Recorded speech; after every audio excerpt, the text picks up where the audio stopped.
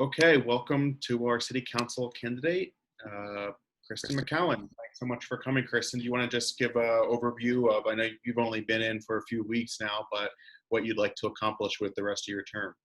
Yeah, hi. Thanks for having me. The goals of the rest of my term, considering it's only a 2-year term, I am trying to keep them pretty short term and realistic. So it's really about focusing on how we can revive our economy through incentives for business as well as job creation, how we can help those in our community that risk losing their homes and rentals after the eviction moratorium is lifted, and then how can we, and sort of that's how do we ultimately find more affordable housing for people in Santa Monica, and ensure there's security in that housing through situations like these. And then also the social and racial justice issues are a priority of mine. And the work of the Black Agenda is going to be presented to council on September 8th. And I intend to work on those initiatives over the course of the next 2 years as a strong advocate for the direction of the organization they're creating. Thank you. And you mentioned in your questionnaire that you would consider accepting contributions from developers. And I just wanted to know, what is your take in general on money in politics as a larger issue in Santa Monica, and should there be steps taken to reduce that influence? So, yeah, and I think I alluded to it in my answer, because I didn't want to oversimplify. It was tough to just say yes or no. Especially because just right off the top of my head, I can think of a few lobbyist friends that I had that were pre-existing relationships that I can't say, no, I wouldn't accept money from them. They don't do business here, but just, I couldn't say no. That being said, I personally believe in public financing of campaigns. I would love to see money out of campaigns completely. I mean, my first job out of college was with the Committee on House Administration. At the time, the chair of that committee was Republican Bob Ney, who ended up going to jail for the Abramoff scandal. I'm acutely aware of the impact of money in politics, and I've been opposed to it from the beginning. It's largely why I decided to work on the Hill and as an aide for less pay and not become a lobbyist from the beginning, because I didn't want to have to use money to influence my way into policy, and I feel the same on the other side of it. So I look forward to the day that we get to that point. Great, thanks. Someone want to ask the next question? Derek?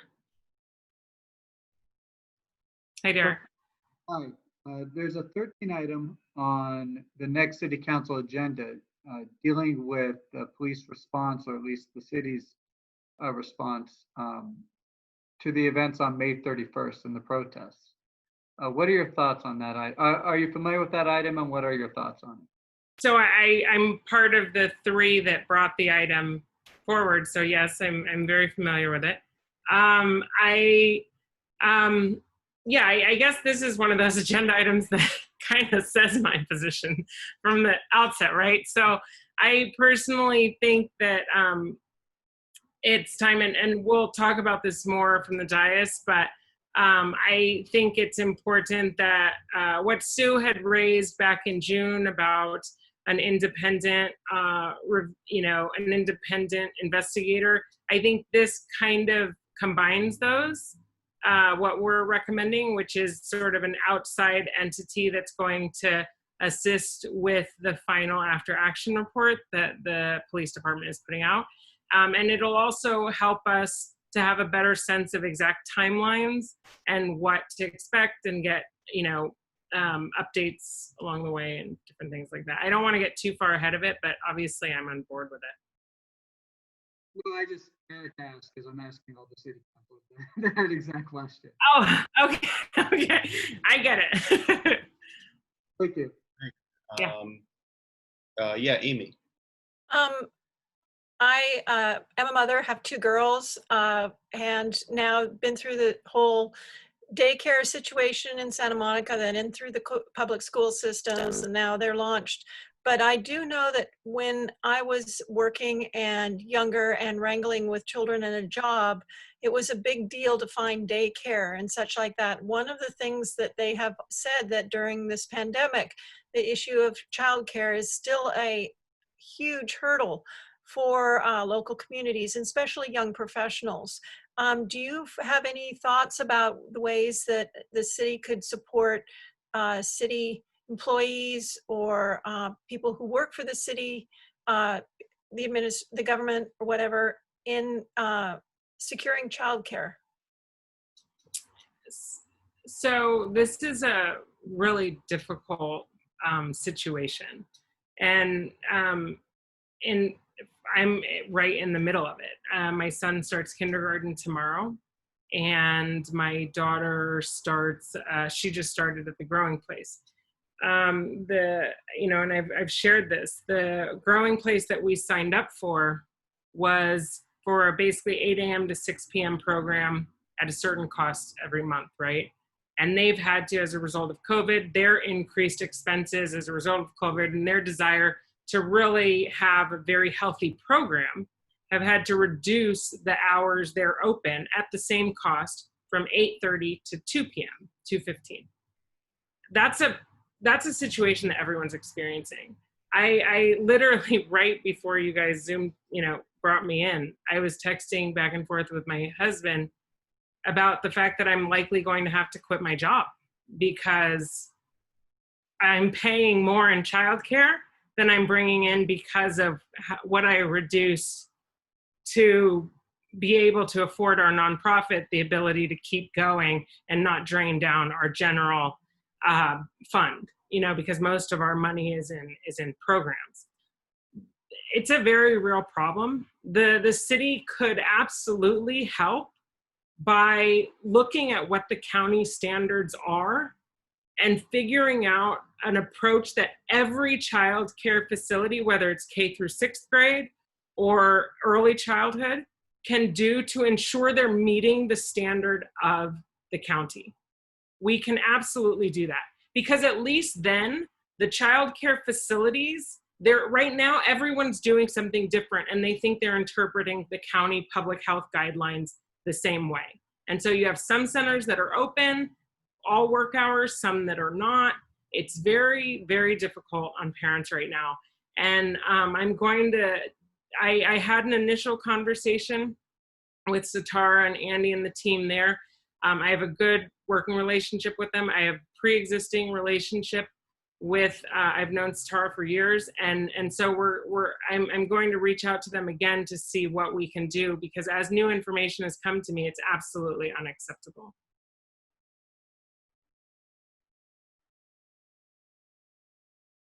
Okay, I guess I have another one. I read in your questionnaire, I really appreciated your perspective on the systemic deterrence to qualify for affordable housing.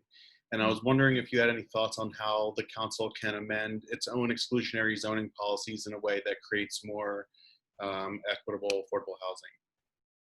So this is one of those situations where, I think that even I am not the most informed, right? Here's the challenge. So one, we need to repeal Prop 209. And I think to the extent that we can do that, we'll have significantly more space to help the city put in new parameters, because they now control the list for affordable housing. So hopefully that happens. And whatever work I can do to ensure the repeal of Prop 209, I'm on board. Some of the things that I hear in the community, I think that we'll be able to help fix some of that actually through the work of the Black Agenda and the nonprofit that they'll be announcing, because that type of work, forms, applications, sort of assisting in that is really going to be a priority for the organization. And then I think that will help ensure that the correct information is getting to everyone so that people know what resources are actually available. And then also just help people remedy things that might be stopping them from getting what they want. And I apologize, it looks like I froze for a second. Did I? Sorry. Yeah, just a little bit, but yeah, I think, okay, let's go to Patricia. Okay, there's a city council policy that they made a little over a year ago that said that that housing preference or priority, the one that's legal, not the one that's illegal, had to go first to people who either lived or worked in Santa Monica. And by doing that, they excluded members of the African American community who've been displaced and are no longer living here or working here. And they've had the list. I know Michael's shaking his head, but what happened I'm gonna have is to disagree with your characterization. But finish. Okay. Okay, well, since then, the city decided they wouldn't even forward any names to the affordable housing community offering that didn't already live or work here. And I think that it's important that the priorities be changed or eliminated to get back to what I thought was a much more fair housing. And I'm not going to argue with the lawyer because I don't buy ink the way you do. Can I just, so I think that what I'm about to say kind of fits in with where both of you are coming from.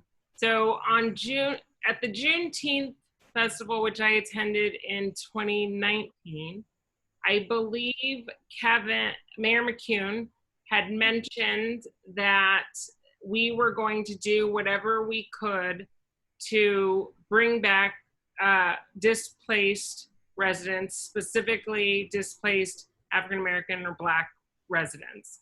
I've actually been talking about this with some in the community recently because we haven't really seen any specific advances in that so far, but I think that's an area where regardless of what happens on the ballot in November, we can focus more on. I think everyone can agree that we need to do that, and we can try to find ways to do that, because I think it does meet a different standard than the race threshold, which we can't obviously currently justify. Right. So just to be clear, and we can have a policy debate some other time, but the question of bringing back displaced people is completely different from the question of where there was no preference for people who live and work here, because that was not a policy that brought back displaced people. It just meant people who weren't already part of our community, either through living or working, got here, and it created a tremendous amount of resentment in the community when we were asking them to tax themselves to create more affordable housing, that it wasn't going to people. And hopefully our workforce does include people of color, but I'm totally with you that, and we don't need to debate the legal stuff. Let's hope Prop 209 gets taken away, and then we can implement And maybe what Kevin's talking about. Maybe those two things, at least for a certain amount of time, God forbid it doesn't get repealed, could have the same level of priority. Thank you. Okay, who's next?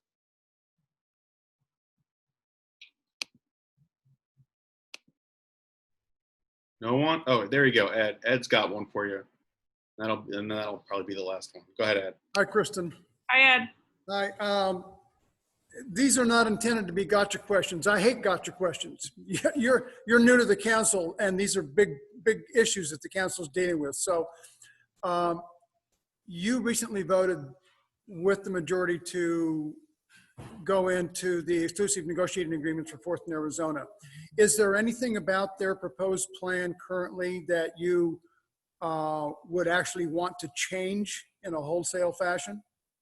Well, I think I said it that night, and I still hope to, I wanted out of that project when it became clear that we were moving in this direction and restarting negotiations.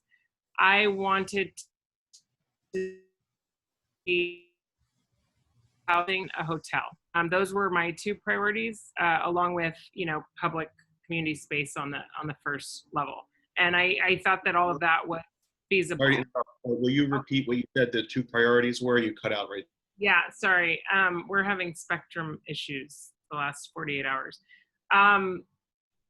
My priorities for that project personally, if it were to continue, were that we would focus on affordable housing, as getting as much affordable housing as possible, and jobs. So it was really prioritizing the hotel portion and affordable housing, as well as the main level being public outdoor community spaces with activations. I need to check back to see exactly where we are, because I received a call the other day that concerned me a little bit about the project and where it's going. But that was my intention with my vote. And for those of you that watched, you know, that was a really difficult vote, and Right. we obviously had a very long closed session leading up to it. That was a tough one. Yeah, just one quick follow-up. Have you had a chance to gather enough information to assess whether or not you think that the $24 million being offered in lieu of 48 affordable units on that property, meaning we take the $24 million and build the 48 units elsewhere, have you been able to yet come up with a a comfortable analysis and opinion in your mind about whether or not that's equitable? I have not. Okay, I have not. thanks. Okay, anybody else? All right, well, I think that's all we have for you, Kristin. Oh, Derek moving his hand. Go ahead, Derek. Sorry, I didn't see you. Real quick, and this is intended to be a gotcha question. Star Trek or Star Wars? I've never seen either. Oh, well then I have a follow-up question. Sorry. Lord of the Rings or Harry Potter? Which one? Lord of the Rings or Harry Potter? I haven't seen either. What about Game of Thrones? So which one? Game of Thrones? I have. So right. I'm so sorry. All right. Here's your last chance. And I had hand-me-down Star Wars sheets growing up, and a dog named Ewok. So like I know, but I never actually. That was, you know, I had a brother that was 9 years older and one that was 6 years older. So. All right, last chance at redemption. Okay. When you order a hamburger, do you get it with or without pickles? Oh, definitely pickles, but not the bread and butter one. Okay? I can't do sweet and salty. 100%. All right. Okay, Kristin, thanks so much for coming. Really appreciate it. Thank you all. And Kristin, I apologize for getting into a side debate in the middle of this. Appreciate it. Okay, take care, guys.